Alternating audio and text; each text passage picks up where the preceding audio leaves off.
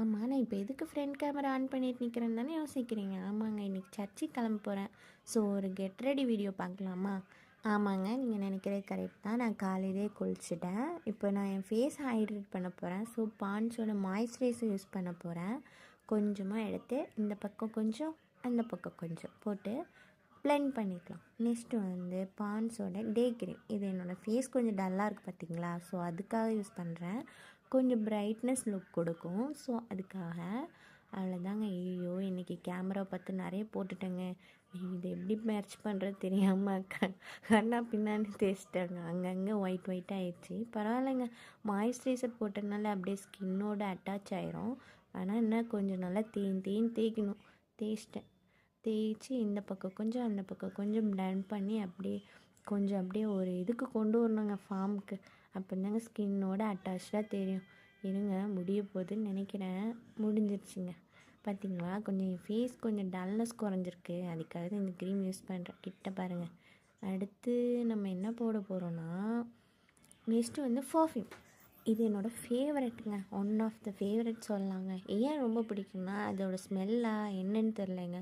இது போடும்போது எனக்கே ஒரு கான்ஃபிடென்ட் ஃபீல் வருங்க. ஸோ அதுக்காக அப்ளை பண்ணிக்கிறேன்.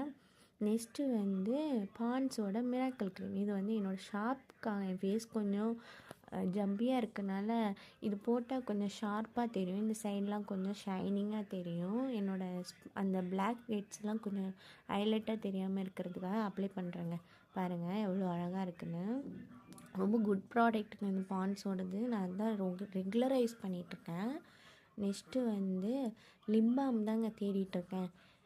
கிடச்சிருச்சு. இது பீட்ரூட்டோட லிப் பாம். இது நான் ஊட்டிலேருந்து வரும்போது வாங்கிட்டு வந்திருந்தேன். ஒரு 5 பேக்கெட் வாங்கிட்டு வந்தேங்க. 2 காலி ஆயிடுச்சு. இது தாங்க 3வது யூஸ் பண்ணிகிட்ருக்கேன். ரொம்ப நல்லா இருக்குது.